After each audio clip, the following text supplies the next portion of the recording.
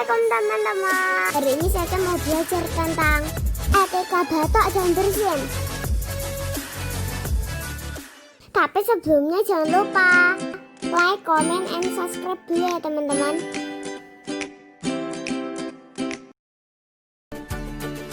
Ini tidak boleh dicontoh ya teman-teman. Ini boleh. Contohnya kayak begini. Yang ini tidak boleh dicontoh. Yang ini boleh. Contohnya kayak gini ya teman-teman. Ditutup pakai tisu.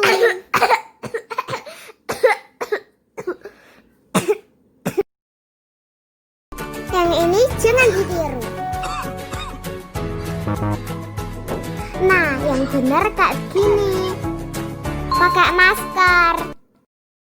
Kayak gini ya teman-teman contohnya.